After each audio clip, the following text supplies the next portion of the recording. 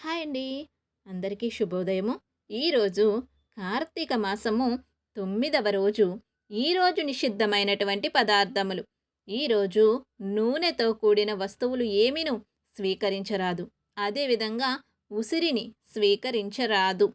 ఈరోజు దానము చేయవలసినటువంటి పదార్థాలు. మీకు ఇష్టమైనవి ఏమైనా కూడా దానము చేయవచ్చు. ఈరోజు పితృతర్పణలు ఇవ్వవలెను. అదే విధముగా ఈరోజు పూజించవలసిన దైవము అష్టవసువులు, పితృదేవతలు. ఈరోజు జపించవలసిన మంత్రము ఓం అమృతాయ స్వాహ పితృదేవతాభ్యో నమః. ఈరోజు పితృదేవతలను పూజించటం కారణంగా ఆత్మరక్షణ, సంతాన రక్షణ కలుగుతుందట. ఇక కార్తీక పురాణము 9వ అధ్యాయము విష్ణు పార్షద యమదూతల వివాదము. ఓ యమదూతల్లారా, మేము విష్ణుదూతలము వైకుంఠము నుండి వచ్చితిమి. మీ ప్రభువగు యమధర్మరాజు ఎటువంటి పాపాత్ములను తీసుకుని రమ్మని మిమ్మలను పంపెను అని ప్రశ్నించిరి. అందుకు జవాబుగా యమదూతలు, విష్ణుదూతల్లారా, మానవుడు చేయు పాప పుణ్యాదులను సూర్యుడు, చంద్రుడు, భూదేవి, ఆకాశము, ధనుంజయాది వాయువులు, రాత్రి పవళ్ళు సంధ్యాకాలం సాక్షులుగా ఉండి ప్రతిదినం మా ప్రభువు కడకు వచ్చి విన్నవించుకుంటూ ఉన్నారు. మా ప్రభువు వారి కార్యకలాపములను చిత్రగుప్తుని వారిచే చూపించి ఆ మనుజుని అవసాన కాలమున మమ్ము పంపి వానిని రప్పించెదరు. పాపులెటువంటి వారో వినుడు.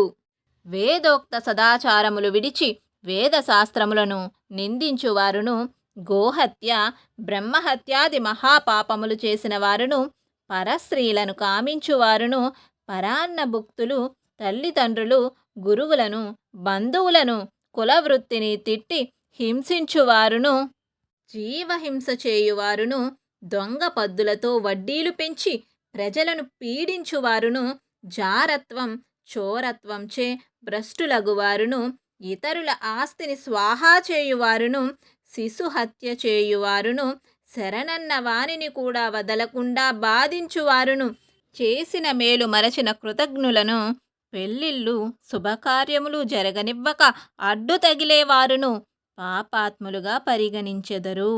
వారు మరణించగానే తన కడకు తీసుకుని వచ్చి నరకమందు పడత్రోసి దండింపుడని మా యమధర్మరాజు గారి ఆజ్ఞ.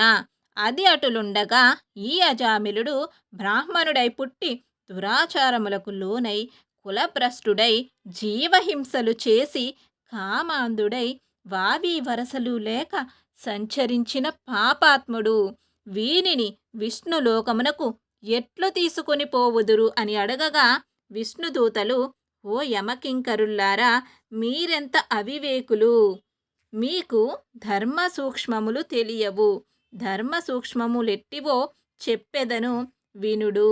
సజ్జనులతో సహవాసము చేయువారును, జపదాన ధర్మములు చేయువారును, అన్నదానము, కన్యాదానము, గోదానము, సాలగ్రామదానము చేయువారును, అనాథ ప్రేత సంస్కారములు చేయువారును, తులసీవనమును పెంచువారును, తటాకములు త్రవ్వించువారును, శివకేశవులను పూజించువారును, సదా హరినామస్మరణ చేయువారును, మరణకాలమందు నారాయణ అని శ్రీహరిని గాని శివ అని శివుణ్ణి గాని స్మరించువారును, తెలిసి గాని తెలియక గాని మరే రూపమున గాని హరినామస్మరణ చెవిన పడిన వారును పుణ్యాత్ములు.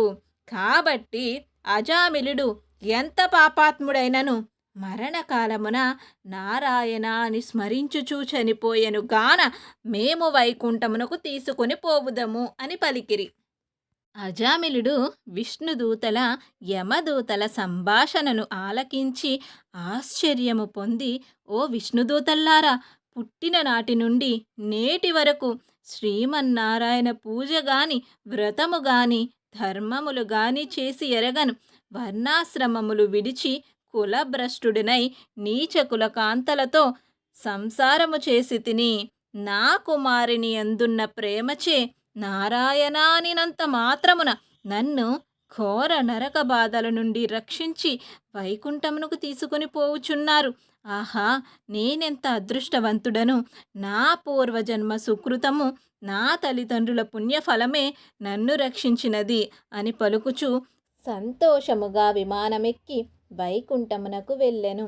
కావున ఓ జనక చక్రవర్తి, తెలిసి గాని తెలియక గాని నిప్పును ముట్టిన ఎట్టుల బొబ్బలెక్కి బాధ కలిగించునో అటులనే శ్రీహరిని స్మరించిన ఎడల సకల పాపములు నశించి మోక్షమును పొందెదరు. ఇది ముమ్మాటికి నిజము.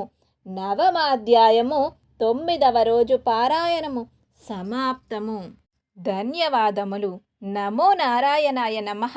లోకా సమస్తా సుఖినో భవంతు.